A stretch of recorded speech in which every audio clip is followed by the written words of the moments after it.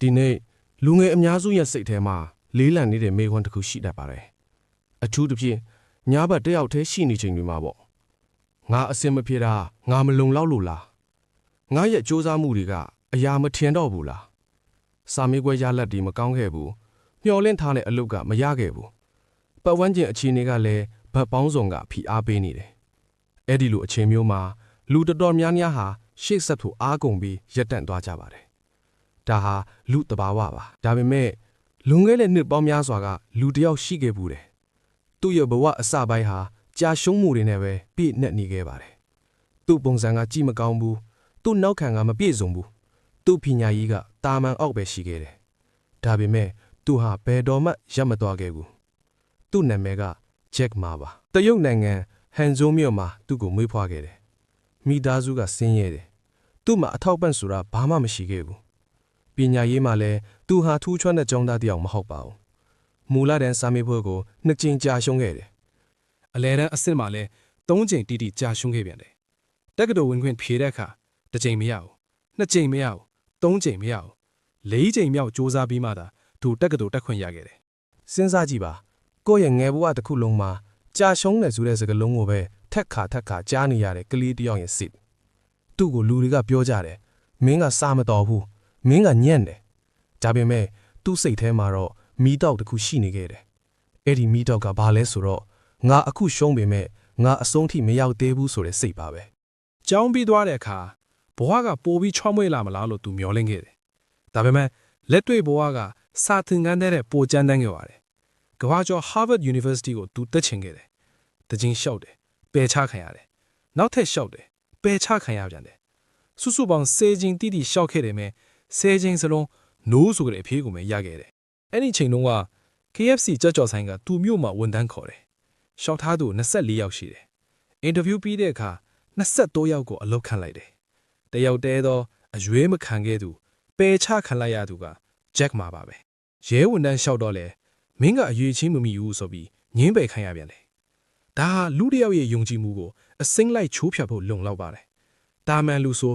ငါကန်တရားကဒီလောက်ပဲလို့တွေးပြီးအရှုံးပေးလိုက်မှတေးချပါတယ်။ဒါပေမဲ့ဂျက်မာကတော့ကွေးပြားချားနာစွာတွေးခဲ့တယ်။သူ့စိတ်ထဲမှာတစ်ခုပဲရှိတယ်။သူတို့ငါ့ကိုညင်းပယ်တာကငါတန်ဖိုးမရှိလို့မဟုတ်ဘူး။ငါနေရာမှန်ကိုမရောက်သေးလို့ပဲ။ငါမလုံလောက်သေးဘူး။ဒါပေမဲ့ငါရက်မသွားဘူး။1990ပြည်လွန်နှစ်တွေမှာအင်တာနက်ဆိုတာတရုတ်နိုင်ငံအတွက်တိတ်ကိုစိန်ကားနေပါသေးတယ်။ဂျက်မာက programming မရေးတတ်ဘူး။ကွန်ပျူတာအကြောင်းလည်းနားမလည်ဘူး။ဒါပေမဲ့သူ American ကိုရောက်တဲ့အခါတခုကိုသူမြင်ခဲ့တယ်။ keyboard ပေါ်မှာရိုက်လိုက်တဲ့စလုံးတွေကကဘာကြီးကိုချိတ်ဆက်နိုင်တယ်ဆိုတာကိုပေါ့။သူပြန်လာတယ်။ internet စီးပွားရေးလုပ်မယ်လို့ပြောတဲ့အခါသူ့မိတ်ဆွေတွေကသူ့ကိုအယူတယောက်လိုကြည့်ကြတယ်။လိန်ညာသူလို့သတ်မှတ်ကြတယ်။ဒါပေမဲ့သူမမှုပါဘူး။ အာလီဘာဘာဆိုတဲ့သူ့ရဲ့အစပြုမှုကခမ်းထားတဲ့ယုံကန်းကြီးတစ်ခုမဟုတ်ပါဘူးသူ့ရဲ့တိုက်ခန်းချင်းလေးထဲမှာတငယ်ချင်း19ယောက်နဲ့အတူစတင်ခဲ့တာပါအဲ့ဒီအချိန်ကသူတို့မှာပတ်စံမရှိဘူးနီးပညာအားနဲ့တယ်ဘသူကမှလည်းယုံကြည်မှုမပေးကြဘူးအာလီဘာဘာဆိုတာမဖြစ်လာခင်သူတို့ဖြတ်တန်းခဲ့ရတဲ့နေရက်တွေကတိတ်ကိုခက်ခဲခဲ့ပါတယ်ငွေကြေးခက်ခဲကြောင့်ကုမ္ပဏီပိတ်ရမလို့အခြေအနေတွေအကြိမ်ကြိမ်ကြုံခဲ့ရတယ်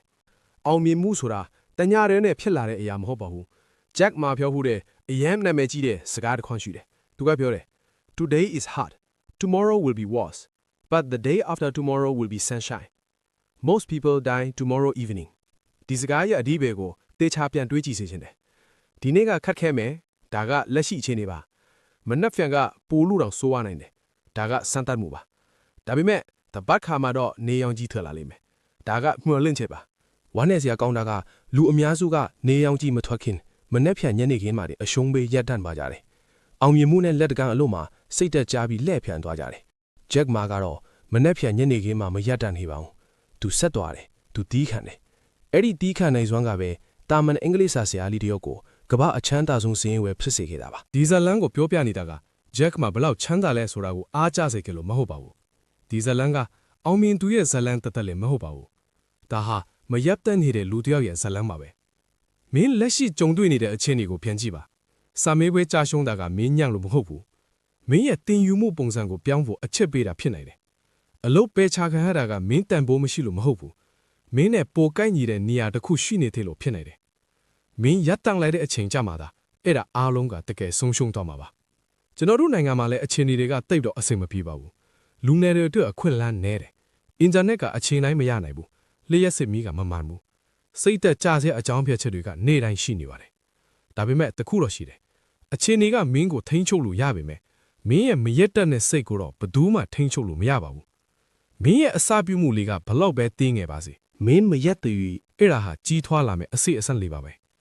မင်းအခုရင်ဆိုင်နေတဲ့အခက်အခဲကမင်းရဲ့ဇက်သိမ်းမဟုတ်ပါဘူးမင်းရက်သွားရင်ဒါအဲ့ဒါဇက်သိမ်းဖြစ်သွားလိမ့်မယ်ဒီနေ့ခက်ခဲပါစေ